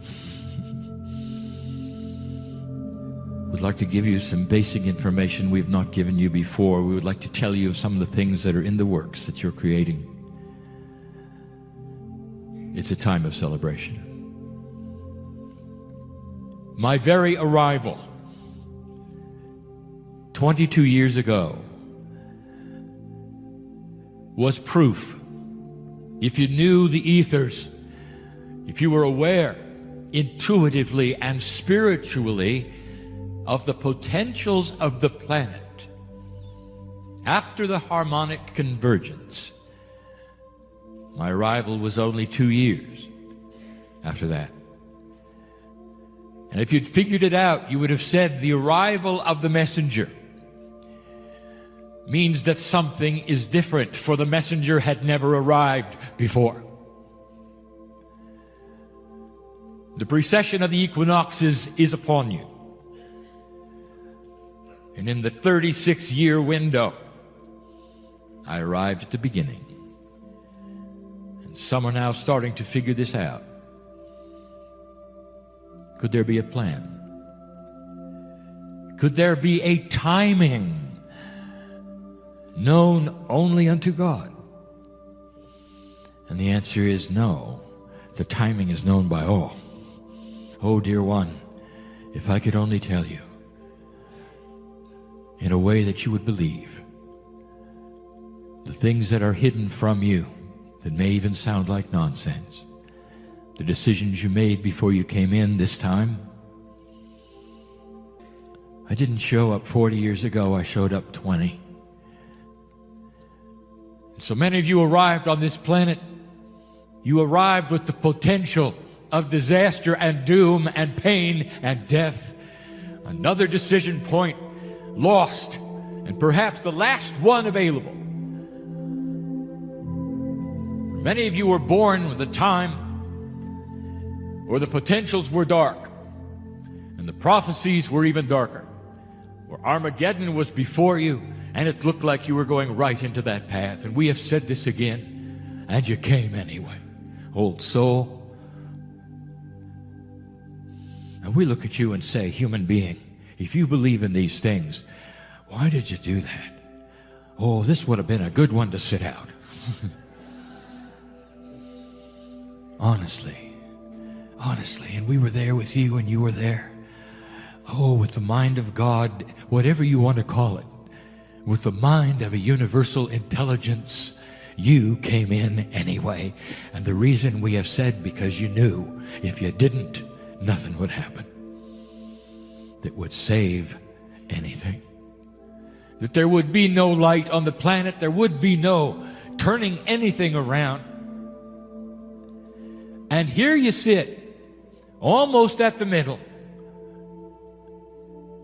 And the teacher, Greg, brings it to you so clearly. What are you going to do about it? Well, I have a message that many of you know already. You wouldn't be here unless you'd made up your mind to do something about it. You wouldn't be in the chair unless that was the plan. And you are now formulating that which would just say, what is it that I personally, your name goes here, what am I going to do? And we have said these things before to you. If there are 700 of you here, there are 700 paths, 700 truths, 700 learning events, you might say. And each and every one is deciding something for themselves. Their Akash is different. You are a marvelous puzzle that is quantum, filled with the potential of the ages at a time that it needs it, and it needs it, and it needs it. If I could take you back where you could really scope out the timeline. Oh, it started to be presented right on the screen behind me. But the screen wasn't big enough. Oh, there's a timeline. And I've not spoken of this, not like this. And this is unbelievable, and there would be those who would shake their heads, but this is spiritual logic, and some of you will know this is true. Oh, dear ones, you are the new one on the block. Human being, you are so new. This galaxy has been around for almost 17 revs. And now I'm going to explain that. For nothing galactic is measured in Earth years. You understand that, don't you? It's measured in revolutions. And if you meet those from the other parts of the galaxy, and you will, they will explain time differently. They would have their own years, and you would have your own years. So it must be boiled down to a common denominator that the galaxy understands, for all of the stars go the same speed. And since they do, the amount of time that your solar system takes to go around one time is the same as everyone's. You're entangled from the center. And that time is called 1 rev. And it is 240 million Earth years. 1 revolution around the galaxy. And that is how it is measured. The ones who seeded you have a civilization you won't believe how old it is. Nothing was here, hardly, on this planet when they were going through what you are now going through. They were the only planet of free choice in the galaxy. You see, there is a system. In the Seven Sisters, the Pleiadians were going through this. Their civilization, not their life, but the civilization, as measured from the enlightened decision point, is 0.004 revs old. And in Earth years, if you want to compute it, that's 1,000,000. And how long is it exactly that you've been here? How long exactly have you had science? 200,000 years, perhaps, you would give from the seeding to the start of one kind of human. 100,000 years, perhaps, to revolve through the 5 cycles of humanity. Perhaps there's not enough zeros to give you that would show you how new you are. The Pleiadians had a 1,000,000-year-old civilization that took it to a place where it gave permission to evolve its DNA through conscious decision coming from the heart. And they're just like you. And the things that are told you this day scientifically are spot on. That's how it worked. But what you're doing now, they did. And their DNA started to evolve. And so is yours. And so we take a moment, not only then to reveal that timeline of those who seeded you and give you an idea how long this might take, but to tell you this: you stand on the precipice of passing a marker of distinction where the galaxy knows who you are. You have 18 years left to plant the seeds of what you're going to do next. 18 years. Not December 21. 18 more years of the 36-year cycle. And in these 18 years, let me give you the potentials that we see. 2,000 years ago, what were the potentials? 1,000. What were the potentials? 100. They're different. Every single time Spirit looks at humanity. The potentials of today are stronger than ever. It is why you sit in the room. No one in the chair says, all is lost, therefore I'll come to a Kryon meeting. There is hope, is there not? What is it you're here for? Let me give you the potentials. 20 years ago, I gave you the potentials when I arrived. I said, you have evolved a place in that which you call human nature, where you can drop your karma, become a light worker, start a process that is going to pay off. We told you that the potentials were grand, that the learning would be even grander if you would hold the course. And you did. And you knew something was up. And I've said it so many times before, when the geopolitical systems fell over and the threats were no longer the threats, and the prophecies of old didn't make any sense because the players didn't make any sense, and all of the validations, what used to be, started falling on the floor. But what are you going to replace them with? I want to tell you the potentials of evolved DNA. And this is what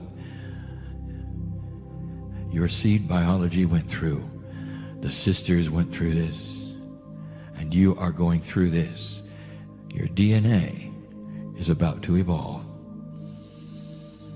Now there are those already thinking in 3D, and they're saying we can hardly wait to measure that. The skeptics waiting for Kryon saying DNA is evolving, and they're racing to their microscopes. They're not going to see anything. They may see a few anomalies, but they're not going to see what they expect. For they'll say, well, an evolved DNA is going to have to change chemistry. We're going to have to see things differently. We know what the human genome looks like, therefore we'll know when it changes. No, you won't. Because the kinds of things that are going to evolve in DNA are not measurable with chemistry. But you're going to see them and you're going to know them. There's a celebration going on right now. Those who would stand aside, who have the faces of the sisters who are still here, want to enter this building. They want to surround you, and they want to listen, because this is their history too. And they want to make it profound as I give this to you, dear ones.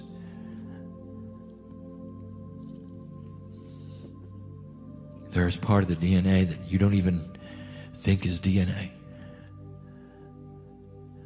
What does an IQ test measure? If DNA evolves, you expect to get smarter. There are those standing by to measure how much smarter you'll be, and they'll be disappointed, because the IQ test is going to continue measuring pretty much the same.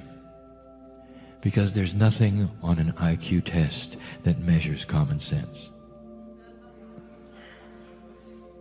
or compassion or knowing what to do next or looking in the eyes of another person and seeing God. And that is what is going to change. The thing you're going to start seeing, and you're already beginning to see it, is what your Pleiadian sisterhood is celebrating and laughing about right now, and you never figured it out. You accept things the way they are. Humans take 20 years or more to grow up because they're complex.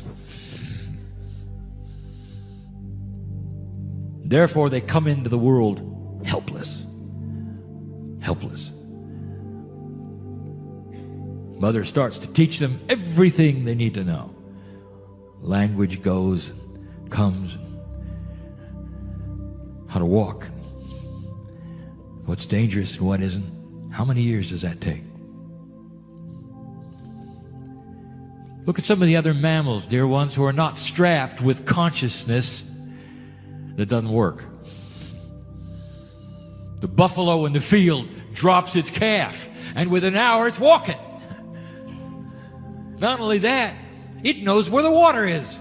How did that happen? Not only that, it knows what berries not to eat, what's poison. Not only that, it knows where its enemies are, that calf. How long did that take? And those in the audience will say, well, this is too simplistic, Kryon. Oh, really? What, their brains aren't complicated enough? What's the difference? It ought to give you pause for thought. This DNA of yours has never contained that which you are now developing, and I'll call it the common sense factor, which has always been available, that wants to then put things together instead of tearing them apart, which will come into this world with concepts already in place that will never allow another war. Is it common sense that you'd send your kids to the battlefield? You do it well. What does that tell you? You don't know who your enemies are. You don't know what's poison and what's not poison. You barely know how to walk. Well, that's going to change. Some will call it instinct. Others will have other names for it. The children of today are coming in more conceptual than you did. You're seeing it. They're not fitting into the society exactly in the boxes that you'd like. Perhaps not even in your family. They're thinking differently. This is the beginning of an evolved DNA that the human race is poised to receive, should it choose to go through this with a compassionate mind. 18 years. It starts here. The invitation this morning that I gave, could it be clearer? Glean the things that you need from these days and this weekend and beyond, and take them to yourself so that you would leave differently. Don't wait and study them later. There is no time. You must apply them now, because the family is here. The family allows for an energy that is unique on the planet. When old souls get together, it is so unique. I want to tell you, how many of you have ever seen a lighthouse convention? They stand on the rocks alone, don't they? Well, this is a lighthouse convention, and you're sharing your light with each other so you can go stand on the rocks alone with more light than you've ever had, entangled with those you meet this weekend. Sharing a compassion, a love perhaps you didn't expect, that may change your life, how you think about others, what you do next. And even if you leave this place and say, I have no idea what to do with any of this, I will ask you this: go out peaceful with it. I don't have a goal, many say. Go out peaceful with it. Because these things will be presented synchronistically to you as you go through life, trusting in one thing: you are a piece of God. You belong here. You have seeds from the stars, from other divinity. You are different from anything else on the planet. And you should know you're never alone. Ever alone. Never alone. The sisters are applauding, for they know I'm right.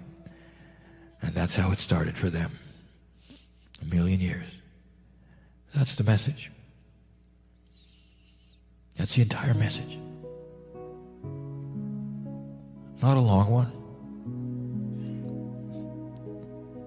but a true one.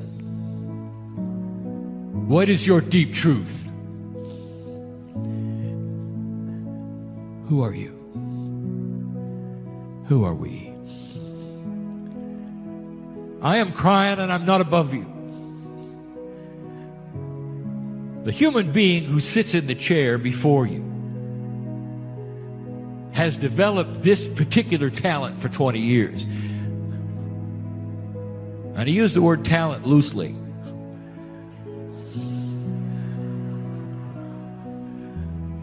He had to learn to let go, to be less stubborn,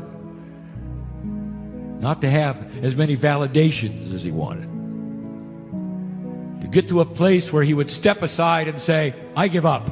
And in the moment he did,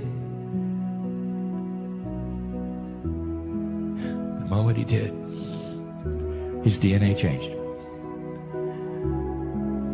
It's what we talk about, the commitment to jump into the lake. Once you start the commitment to jump in the lake, you have to trust something you know really well called gravity. And nobody had to explain gravity, did they really? On a piece of paper or the formulas. You know all about it. You trusted it, and in the lake you went, and now you're submerged there and you're swimming. It feels pretty good. But sometimes it takes a lot to make the leap, does it not? We promise the process will take you, once you take that leap, into the lake of compassion, love, promise, understanding, and peace. Peace with not knowing what's next. How many of you are ready for that? It's counterintuitive to everything you've been taught. You must think ahead, plan ahead, know where you're going, arrive on time. That's my partner. But not anymore. He sits in the chair and he has no idea what I'm going to do. But he trusts that it will be appropriate in love, because we've melded together, he and I. In a way, he's always with me and I'm always with him. And that is where DNA is going. And those who seeded you have that you will then have eventually. An understanding of a quantumness. There is no space between the electron haze and the nucleus. It is packed fully with the compassion of God. And when you understand that, and someone says, "What are you made of?" What is the answer? Compassion. DNA will evolve. This is the future of mankind as we see it. The potentials are there. It starts here. The ball is rolling. Congratulations. Now go from this place differently than you came. And so it is.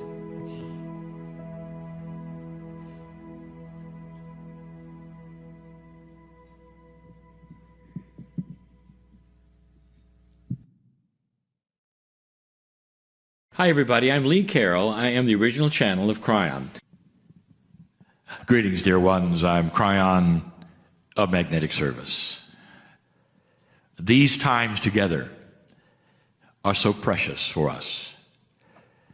They are different, very different, from coming in the past to a group of people and giving a message that might not be connected to anything that is germane to what follows. Out of context, you might say, all titled differently. We try to make these messages to flow into that which is the Circle of 12 meditation. If you're here in this time, watching this, then we know why. That you have an interest, an intent to hear profound messages, hopefully you understand, about yourself. Not necessarily about larger pictures of the earth or what's happening, but about something even more magnificent, and that would be you. Because you hold the key, dear ones, to the changes around you that often you believe are shaping you, and they're not. No. Your consciousness on this planet as a group of old souls all over the planet are what is shaping what is taking place. You are more in control than you think. I would like to open a door in this channel to a philosophy or a rule or an axiom that you might not have thought of, but that you know must exist. And I'm going to start by saying this. What kind of an artist are you? And you would say either, well, I really enjoy painting and I'm a pretty good one, or you might say, well, I've dabbled in it, not much, or you might say, nothing. I'm not paint, I can't paint, I never will, that's not my talent. So you know I must be talking about a metaphor, and indeed I am. The first premise is this, and you have heard this before, even from the healers on this show. Here is the premise. Everything has vibration. Now that vibration is different from what you might have studied in the dimension you live in, which would be sound or color. A vibration that you could measure, something that vibrates, that goes back and forth. I want you to think bigger than that, because even in a multidimensional setting, all dimensions feature that which vibrates. All reality that you have, that you see, all of it has something that vibrates. I once said a controversial thing: the rocks are alive. The rocks vibrate with I would say not a life force, but a force that tells you whether they're alive or not. Even the rocks, they vibrate. In physics, if you know about atomic structure, you know a rock vibrates. You know the density. You know all of these things. There's vibration in everything. Let's look at you in 4 dimensions and music. I go here because this is so obvious to all of you listening. You have some favorite songs, perhaps. Perhaps they're not even songs. Perhaps they're just music of some kind that doesn't necessarily sing a lyric or go to a verse or a chorus, but it's just music that you just enjoy listening to. And it might be complete. It might have lyrics, but something uplifts you. Every single one of you. And you're so different. The difference in the music would reflect the difference in that which your experience is, or perhaps your age, but all of you have something you want to listen to because it makes you feel good. So tell me, why does it make you feel good? And that is something I wish to speak of. The why is a system. There is an interface between things that vibrate and your consciousness. There is an interface between those things that vibrate. Remember what I told you vibrates? Everything. And you and your consciousness. This means, by the way, your consciousness has a vibration. And when these overlap, you feel it. You have things that make you feel uplifted and good, and you go to them over and over because they do make you feel a certain way. The opposite can be true, especially with music. And those who would score films would know it. They have music and they'll say, well, I need something now that tells you something is coming, something is sinister, something is dark or whatever. And there'll be music that will target that. And your consciousness and your subconscious will hear that in a film and go, oh, and the idea of it will then match what happens in the story. That's vibration. It's profound. Let's talk about vibration in a movie or a story or a book. The vibration of the adventure. Do you know that stories and their outcomes have vibration? What are the most uplifting stories that you can think of on this planet. Many times they are in the periodicals you read, or the poetry that you love, the books, the movies, and they're uplifting stories, and you want to read them again and again. Oh, you'll say, I love this part. Look what happens here. Sometimes they're romantic, and they'll touch your heart. A story carries vibration. There are those famous writers who have decided that their stories are dark, and they carry a certain kind of vibration, which is the human story, perhaps. Perhaps it's a tragedy, and they do these things over and over and write tragedies only. But you have to admit, there is a vibration there. Some of you will see a film or hear some music or perhaps read a story that affects you so that you can't forget it. It's not necessarily uplifting, but you can't forget it because it's the story of another human, perhaps, who went through something, and you relate to it. The story has an interface to your consciousness, and it sticks. It sticks there, and you remember it, and you remember it. If someone has told you something specifically horrific about something that happened to them or their friends, it sticks with you, doesn't it? That interface is part of what I am going to speak of. What kind of a painter are you? And the reason I'm saying this is because I would like to tell you your story, your emotions, all that you believe and do in your life is a vibration. It's like a canvas and a brush, but instead of the colors or perhaps the tunes you might paint on the palette, you paint a attitude, a belief. We have told you before, even in these programs, the vibration of joy, the vibration specifically of laughter, the healing attributes of both of those things well known. How can you hear someone laugh and suddenly you change? That's the interface. The laughter, the story of the laughter, it has a vibration. And that vibration then goes up against, if you want to say, or interfaces or intermingles with your consciousness. That's the system. Whatever the vibration is presented to you as a human being in a multidimensional state of awareness and consciousness, and it affects you. Sometimes it affects you, again, in an uplifting way, and sometimes it doesn't.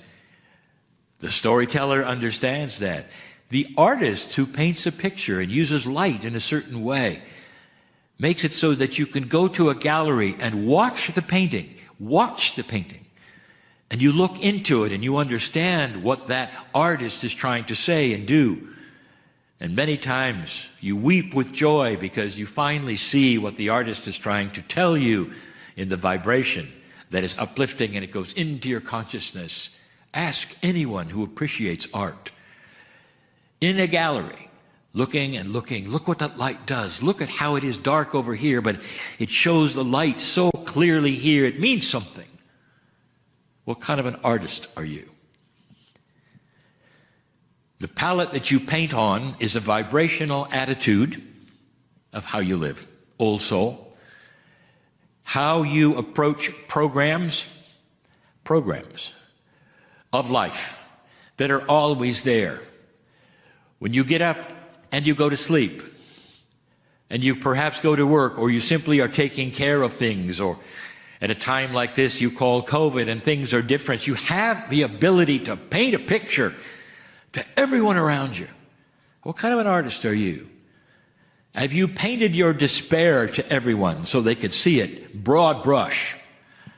Have you then dipped into the darkness and painted as fast as you can so everyone can see how disappointed you are, or how fearful, or how ugly you think the situation is? What colors are you using? So you or your children, or perhaps you're older and don't have the children, perhaps a partner, and if you don't have a partner, you have friends, or those even at the store. What are you painting to them? Can they see your smile? During a time when many are wearing masks, can you show them you're smiling anyway? What colors are you using to portray? You have a palette. And old soul, this is the one we speak of. Is it uplifting, healing, joy? Do you laugh a lot? Do you show others you're not afraid, that you have something inside that's worth knowing about? Because of this, dear ones, I'll tell you, those around you and your children and your friends and your legacy will see a picture of you long after you're gone. What do you think they'll see? What kind of an artist are you? These are the things we speak of in these days. They go beyond that which perhaps you have thought of in the past, but they're all the same. They all speak of the magnificence of the human being. And so it is.